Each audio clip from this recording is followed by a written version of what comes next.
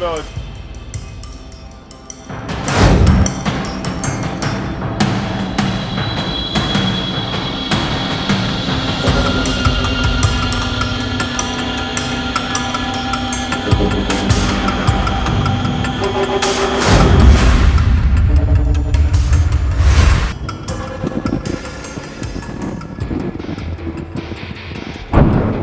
الله أكبر ولله الحمد. الله أكبر ولله الحمد.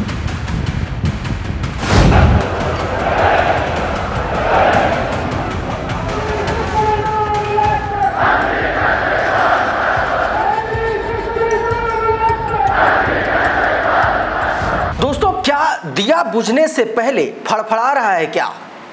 पूरे middle east में जो कुछ भी, जिस तरीके की इक्वेशंस करंटली बन रही हैं और जिस तरीके की बिलबिलाहट इजराइल के भीतर दिख रही है, नेतन्याहू के भीतर, उसके मंत्रियों, उसके वॉर मिनिस्टर, रक्षा मंत्रियों के बीच में दिख रही है, उससे कम से कम यही बात समझ में आती है। और बात समझ में आने का एक बड़ा कारण भी है, और वो कारण है तुर्की और इजिप्ट। दोस्तों, जब से कतर में बड़ा हमला, कतर में हमास की लीडरशिप पर बड़ा हमला इजराइल की तरफ से किया गया, और उसके बाद जिस तरीके से तमाम सारे अरब मुल्कों ने कतर के दोहा में एक बड़ी समिट का आयोजन किया, और वहां जिस तरीके से बातें हुई, और बातें होने के बाद जैसी तैयारियां अब टर्की कर रहा है, इजिप्ट कर रहा है, उससे एक बात समझ में आ रही है कि पूरा का पूरा मिडिल ईस्ट एक नई जंग के लिए तैयार हो रहा है इजराइल के खिलाफ। एक वीडियो मैं सबसे पहले आपको दिखाऊंगा, और उससे पहले मैं कुछ और बात, आपको एक तस्वीर दिखाना चाहता हूं। दरअसल ये तस्वीर जरा देखिए पहले। ये मधुरेंद्र कुमार ने 2 वीडियो जारी किए। इसमें उन्होंने ये बताया कि तुर्की में हाई अलर्ट है। कतर पर हमले के बाद इजराइल ने कतर पर जब हमला किया, और किस तरीके से कतर पर हमले के बाद इजराइल के लोगों ने, ऑफिशियल्स ने तुर्की और इजिप्ट को धमकाया, और उसके बाद एक बड़ा मूव इजराइल की तरफ से निकल के सामने आया। इसमें जानकारी यह दी गई कि साइप्रस में इजराइल ने जो है अपना एक घातक Barak MX air defence system तैनात कर दिया है। Barak MX air defence system Israel ने साइप्रस में तैनात किया है। यह सिस्टम 150 किलोमीटर तक मार करने वाली मिसाइलों से लैस है, ऐसा बताया जा रहा है, और एक साथ दर्जनों टारगेट को इंटरसेप्ट कर सकता है।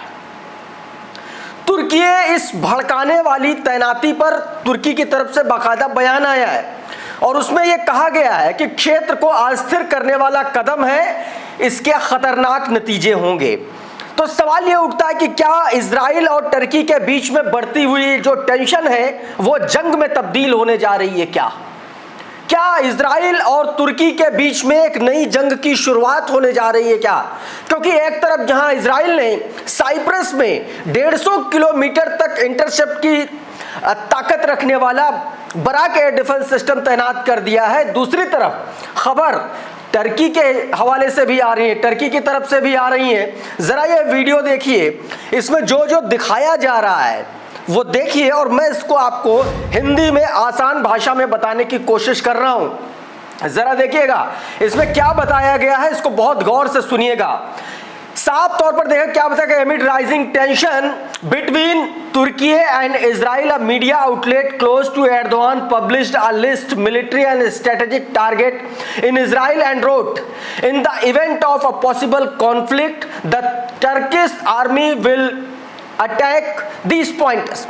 मैंने इस पूरे मामले में दोस्तों काफी रिसर्च की, और रिसर्च करने के बाद जो मुझे समझ में आया कि तमाम सारे टर्की मीडिया आउटलेट्स में इस खबर की चर्चा है, और इस खबर को GZT इस नाम से इस रिपोर्ट को एक तरीके से डिनोट किया जा रहा है, और उसमें यह बताया जा रहा है कि टर्की की नजर इजराइल के एयरबेस, जो किर्यत एयरबेस है, वहां पर किर्यत हेडक्वार्टर, उसके एयरबेस, तेल Aviv, Israeli port, gas platform, और यहां तक कि डिमोना न्यूक्लियर फैसिलिटीज, ये टर्की के निशाने पर हैं, टर्की के टारगेट पर हैं।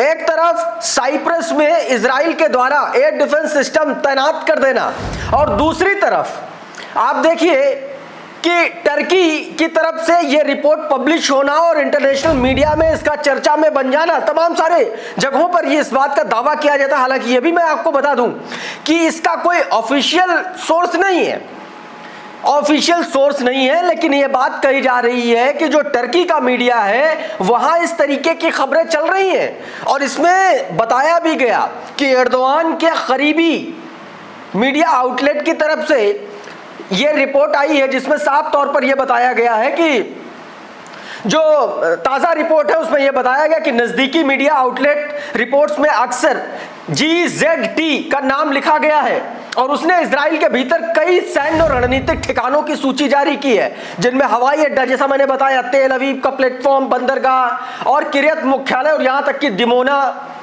जो इनका न्यूक्लियर फैसिलिटी है वो भी निशाने पर है दोस्तों।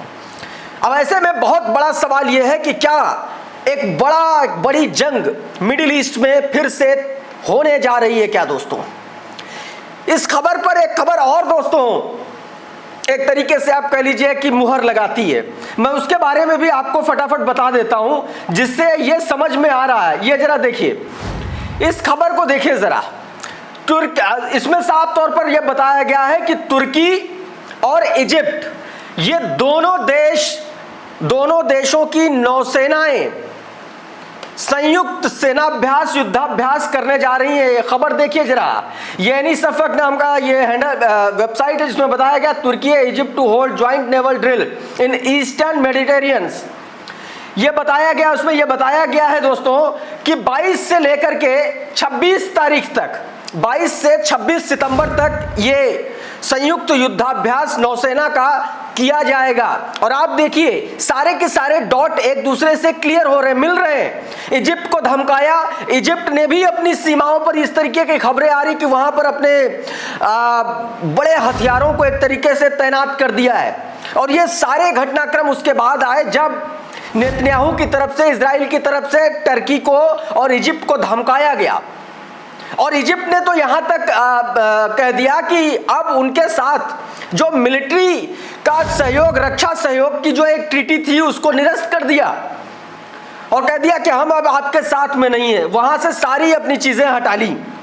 अब ऐसे में ये टेंशन बढ़ रही है। और यहां तक नहीं, हमास की जो लीडरशिप है उसको कहता है कि कायरो में बुला लिया और वहां पर एक तरीके से रहने के लिए बोल दिया।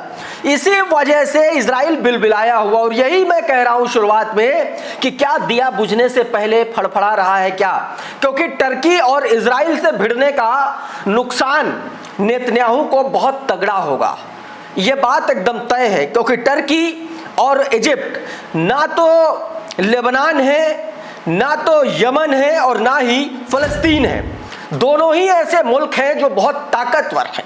एर्दोआन तो दुनिया की ऐसी शख्सियत है जिनके दुनिया भर के नेताओं से अच्छे संबंध हैं। ऐसे में जो डोनाल्ड ट्रंप का झुंझुना बजाता घूमता है नेतन्याहू, वो भी एक बार की सन्नाटा साधेगा एर्दोआन का जब मामला आएगा दोस्तों। तो ये एक बड़ी खबर है। इससे पहले आप देखिए, इससे पहले भी टर्की वार्न करता रहा नेतन्याहू को। जरा ये खबर देखिए, कुछ दिन पहले की खबर है। बताया क्या बताया गया, Turkey warns of regional disaster और Israeli threats to target Hamas figures on its soil. Turkey ने बाकायदा ये धमकी दी थी, कहा था कि अगर इजराइल ने उसकी धरती पर, उसकी जमीन पर हमास को निशाना बनाया तो ये सीधे तौर पर क्षेत्रीय आपदा होगी, रीजनल डिजास्टर होगा। ये सीधे तौर पर ताकीद करा दी थी। इससे पहले भी लगातार कहता आ रहा है टर्की, एर्दोआन लगातार कहते आ रहे हैं। देखिए जेरूशलम के मामले में देखिए कुछ दिन पहले क्या बोला था, ये देखिए बताया गया, Turkey will not give even single pebble belonging to the Jerusalem to Israel, President Erdogan says. सीधे तौर पर लगातार इस तरीके की बातें कही जा रही हैं और इसी वजह से यह बात कही जा रही है कि क्या मिडिल ईस्ट में एक बड़ा तनाव, एक बड़ी टेंशन पैदा होने जा रही है क्या। ये भी दोस्तों अपने आप में बड़ा सवाल है, क्योंकि कम से कम जो सर्कमस्टेंसेस हैं वो इधर ही इशारा कर रहे हैं। उधर ईरान ने अभी बीते दिनों एक नई मिसाइल का टेस्ट किया है। तमाम सारे एसोसिएट प्रेस से लेकर के तमाम सारे मीडिया आउटलेट्स ने उस खबर को प्रकाशित किया है। एक बात और दोस्तों यहां पर मैं आपको बताना चाहूंगा कि इजराइल जिस तरीके से जिस तरीके से इजराइल गजा में या यूं कहें कि यमन को लगातार जिस तरीके से धमका रहा है, यमन भी हमलावर है। यमन के हमलों की इंटेंसिटी इजराइल पर तब से खास तौर पर बढ़ गई जब से उसने यमन के भीतर सना में यमनी पॉलिटिकल लीडर्स का और उनके कमांडर्स की हत्या की। उसके बाद से लगातार ये, अच्छा इस बीच जो इनका रक्षा मंत्री इजराइल कॉट्स, उसने फिर से धमकाया है। ये जरा खबर देखिए, ये आपकी स्क्रीन पर, इसमें देखिए किस तरीके से धमकाया गया। इजराइल कॉट्स ने क्या कहा है, क्रडल के हवाले से खबर है। इजराइल कॉट्स ने कहा है कि Abdul Malik al Houthi, your time will come. Ansarullah जो मूवमेंट है उसका जो प्रमुख, उनको साफ तौर पर यहां पर इजराइल कॉट्स ने धमकाया और कहा कि you will be sent to join your entire axis of evil government waiting in the depth to hell. इस तरीके से यहां पर धमकाया गया है और इसकी धमकी का डर भी वैसे तो हूतीस को कभी रहा नहीं, अब इसका जवाब भी हूतीस की तरफ से आया है। ये जरा देखिए, मैं आपको बताने की कोशिश करता हूं कि क्या कुछ हौतीस ने कहा है इसको लेकर के हौतीस की तरफ से जवाब क्या आया है, वो भी मैं आपको दिखाता हूं। Member of the political bureau of the Ansar Allah Hizam al Asad, ये जो उसके नेता हैं उनकी तरफ से बयान आया और उन्होंने कहा है कि कब्जा करने वाले नेताओं की हम धमकियों से डरने वाले नहीं हैं, हम डरते नहीं हैं। रक्षा मंत्री इजराइल कॉट्स जो है उससे मैं कहता हूं कि नर्क तुम्हारे लिए होगा, हमारे लिए नहीं, हम फलस्तीन को नहीं छोड़ेंगे। साफ तौर पर इस बयान में, ये जो आप अपनी स्क्रीन पर देख रहे हैं, ये इसमें कहा गया है इन नेताओं ने। दोस्तों कुल मिलाकर के यमन, हिजबुल्लाह और अब टर्की और उसके बाद इजिप्ट और कतर, तमाम सारे आस पड़ोस के जो देश हैं वो सीधे तौर पर मुसीबत बनते जा रहे हैं इजराइल की, बेंजामिन नेतन्याहू की। उधर दोस्तों एक बड़ा मामला, एक नया वीडियो, नई तस्वीर गजा से सामने आई रेजिस्टेंस फोर्सेस की तरफ से। ये आप अपनी स्क्रीन पर देखिए। इसमें यह बताया गया कि हमास ने यह फुटेज रिलीज की है।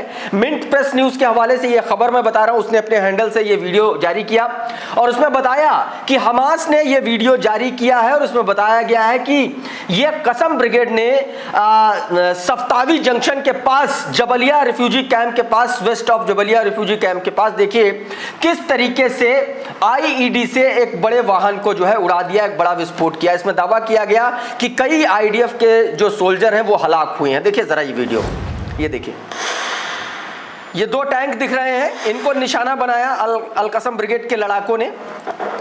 ये देखिए दोनों टैंक उड़ा दिए। दोनों टैंक उड़ाने का मतलब आप समझ सकते हैं कि किस तरीके से वहां पर कत्लो-गारत चल रहा है, किस तरीके से वहां पर आईडीएफ के सैनिक मारे जा रहे हैं। लेकिन सवाल सबसे बड़ा यही है कि इमरजेंसी लगा रखी है, मीडिया में रिपोर्ट्स आती नहीं है और क्षण के 2-4 दिन बाद जब खबर आएगी तो आप लोग कहोगे कि भाई साहब पुरानी हो गई। पुरानी नहीं, खबर दरअसल ये है कि वहां से खबर लेट आ रही है और जब आएगी तो आपको पता चलेगी।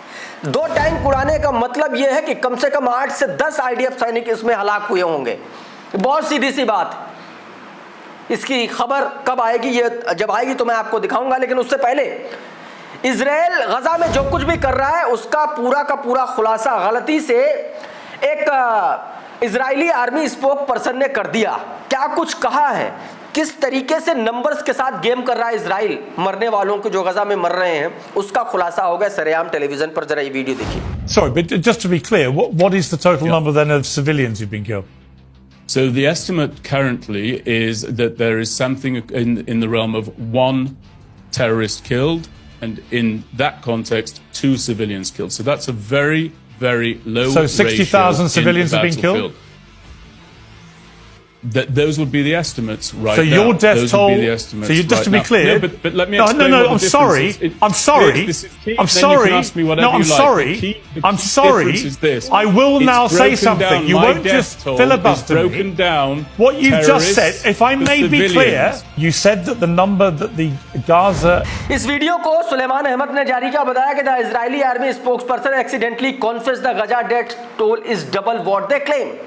साफ बताया गया कि जो कुछ भी इजरायली मृतकों की संख्या क्लेम कर रहा है जस्ट उससे डबल है। और ये कौन कह रहा है? इजरायली आर्मी का, एक्स इजरायली आर्मी का एक स्पोक पर्सन दोस्तों इस पूरे मामले को लेकर के ये बात दोस्तों कहता हुआ नजर आ रहा है। कहना सिर्फ ये है कि साफ तौर पर एक बड़ा मामला जो है वो इजराइल के खिलाफ बनता हुआ नजर आ रहा है। अब ये देखना होगा कि इस मामले के बाद इजराइल का क्या स्टैंड होता है, लेकिन मिडिल ईस्ट में जिस तरीके की चीजें चल रही हैं वो जंग की साफ तौर पर इशारा कर रही हैं। इस वीडियो में फिलहाल इतना ही। बहुत बहुत शुक्रिया, बहुत बहुत धन्यवाद। आप जुड़े रहिए द लाइव टीवी के साथ। नमस्कार। द लाइव टीवी, सच सबसे आगे।